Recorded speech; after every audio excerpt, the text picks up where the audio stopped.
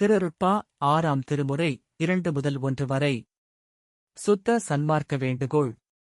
1. இறைவனைத் தந்தையாகக் கொண்டு எல்லா உயிர்களிடமும் அன்புடன் நடக்கவும், எங்கும் சென்று அவரது அருட்புகழை பரப்பவும், சுத்த சிவ மார்க்கம் உலகெங்கும் ஓங்கவும், தன் தவறுகளை இறைவன் பொறுத்தருளவும், எந்நாளும் அவனைப் பிரியாத நிலை பெறவும் வேண்டுகிறார். 2.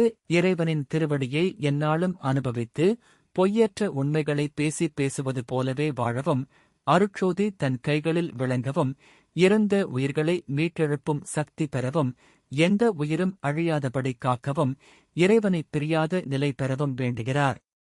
3. அழியாத தனி வடிவத்தை அடைந்து, கண்கள் எங்கும் இறைவனை தரிசிக்கவும், காணாத உண்மைகளையும் காணவும், இறைவனைப் பாடி ஆனந்த கூத்தாடவும், உயிர்கள் அனுபவிக்கும் துயரை நீக்கவும், அவனோடு பிரியாத உறவில் நிலைத்திருக்கவும் விரும்புகிறார்.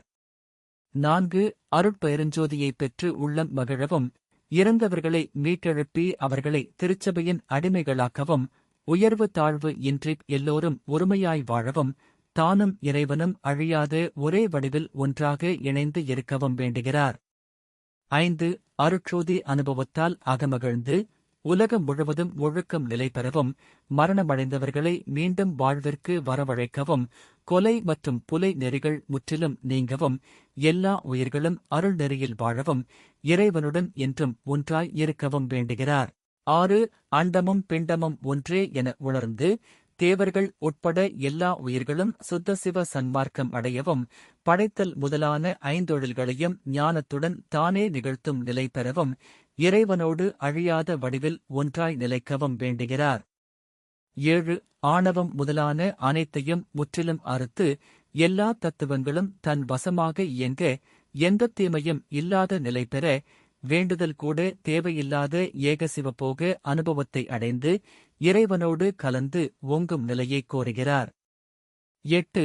அறநிலைகளையெல்லாம் உணர்ந்து அடைந்து, எல்லாச் சார்புகளாகவும் இருந்து உயிர்களுக்கு இன்பம் செய்யவும், சாதி சமய வேறுபாடுகளை முற்றிலும் நீக்கி, உலகமெங்கும் சன்மார்க்க பொதுநிலை நிலை பெறவும், முடிவில்லா திருவடிவில் இறைவனுடன் ஒன்றாய் இருக்கவும் வேண்டுகிறார்.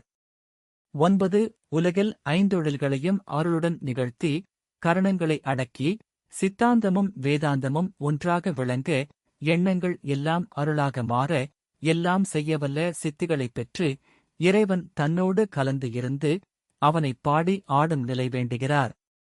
10. சினம் காமம் முதலான குற்றங்கள் அணுவளவும் அணுகாதபடி, உலகம் மருள் நீங்கி ஞானத்தில் நிலைக்க, எல்லா உயிர்களும் இன்புற, இறைவனும் தானும் ஒரே திருவடிவில் ஒன்றாய் கலந்து வாழும் நிலையை விரும்புகிறார்.